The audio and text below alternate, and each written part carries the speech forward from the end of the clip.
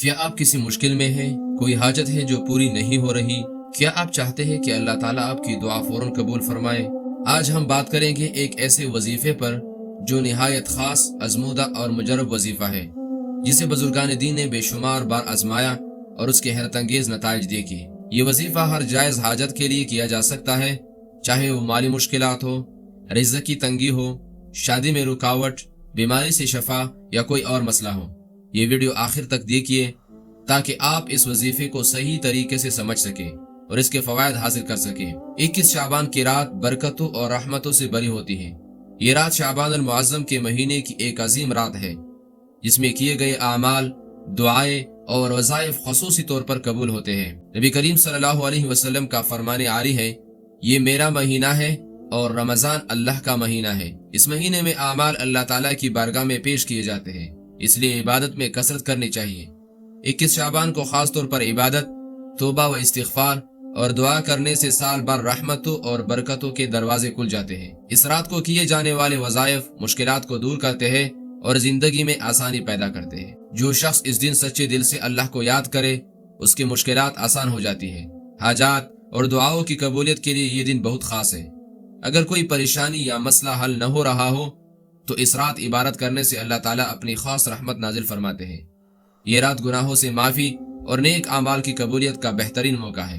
یہ وظیفہ ہر وہ شخص کر سکتا ہے جو کسی پریشانی میں مبتلا ہو، نوکری یا کاروبار میں برکت چاہتا ہو، شادی میں رکاوٹ کا سامنا کر رہا ہو، قرض سے نجات چاہتا ہو، اولاد کی نعمت چاہتا ہو، کسی بھی جائز حاجت کے لیے دعا کی قبولیت چاہتا ہو۔ یہ وظیفہ 21 شعبان کی رات کو کیا جائے تاکہ اس کے روحانی فوائد حاصل کیے جا سکے، یا تہجد میں اس وظیفے کو کیا جائے، کیونکہ تہجد کا وقت سب سے بہترین وقت ہے کہ اس میں اللہ تعالیٰ ہر انسان کی دعائیں قبول فرماتا ہے۔ تو آئیے محترم ناظرین کرام، وقت کی نزاکت کو مد نظر رکھتے ہوئے اس عمل کی طرف بڑھتے ہیں۔ اب اس عمل کا طریقہ کیا ہے؟ سب سے پہلے آپ وضو کریں، ایک پاک صاف جگہ پر بیٹھ جائیں اور دل کو ہر طرح کے خیالات سے پاک کریں۔ دوسرے نمبر پر سب سے پہلے 11 مرتبہ درود ابراہیمی پڑھیں۔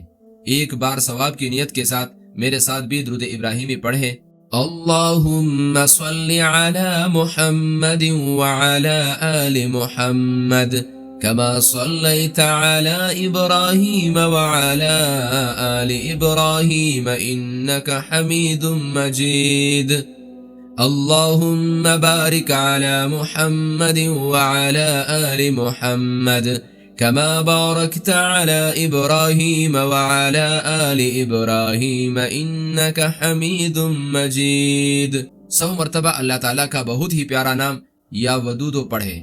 313 مرتبہ اللہم صل علی محمد وعلی آل محمد وارزقنا من حیث لا نحتسب، اس کو پڑھیں۔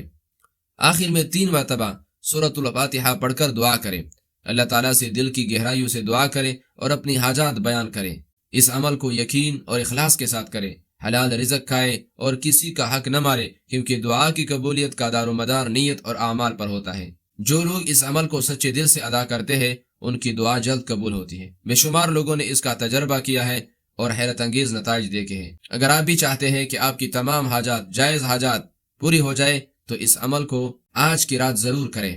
اگر عشاء کے وقت آپ کو وقت نہیں ملتا تو کم از کم تہجد کے وقت اٹھ کر یہ عمل کریں۔ اللہ تعالیٰ آپ کی ہر قسم کی حاجات کو پورا فرما دے گا۔ اللہ تعالیٰ آپ کی ہر قسم کی دعاؤں کو قبول فرمائے گا۔ اللہ تعالیٰ ہم سب کا عامی و ناصر ہو، آمین یا رب العالمین۔